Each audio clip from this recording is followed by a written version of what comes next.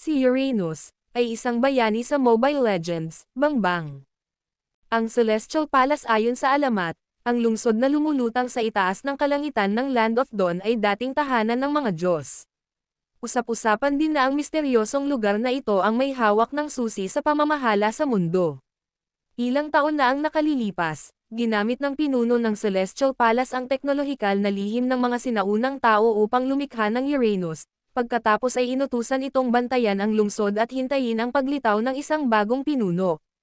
Nang matagpuan at buksan ng mga iskolar ng Land of Dawn ang mga tarangkahan sa Celestial Palace, ang labanan sa pagitan ng Dawn Zenith at ng Dark Abyss ay mabilis na kumalat sa buong kaharian, na ginulo ang pag-iisa ng sinaunang lungsod.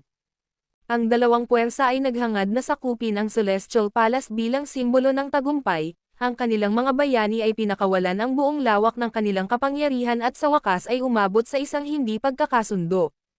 Ang napakalaking pag-agos ng enerhiya na nabuo sa buong walang humpay na labanan ay tuluyang nagpagising sa sistema ng depensa ng lungsod, na ginawang purong kidlat ang inilabas na enerhiya, na ipinasok sa Uranus at muling nagising pagkatapos ng pagkakatulog sa kalaliman ng Celestial Palace. Umalis ka na, mga nanghihimasok. Siya ay umungal sa paggising, sumisingil sa larangan ng digmaan na pinalakas ng kidlat, ether at handang tuparin ang kanyang kapalaran.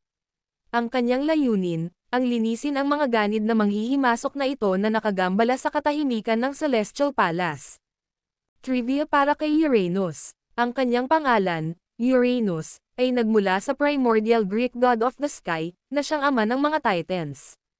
Uranus din ang pangalan ng ikapitong planeta sa solar system, na nakahanay sa cosmic na tema ng bayani. Ang kanyang pangalan ay Halos, Oranos, ang orihinal na baybay ng Griego ng Diyos na si Uranus.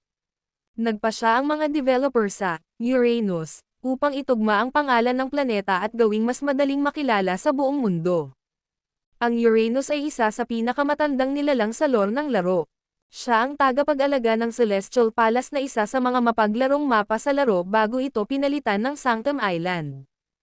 Hindi tulad ng karamihan sa mga tank na umaasa sa mga shield o lifesteal, mabilis na na-regenerate ni Uranus ang HP sa paglipas ng panahon, na ginagawa siyang isa sa mga pinakamahirap na bayani na tanggalin.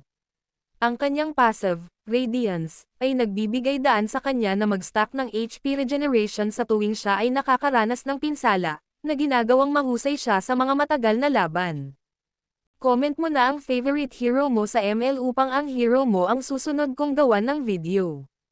Pa-like and share naman ng video. At kung nagustuhan mo pindutin mo na rin ang subscribe para ma-update ka sa mga darating pang mga video.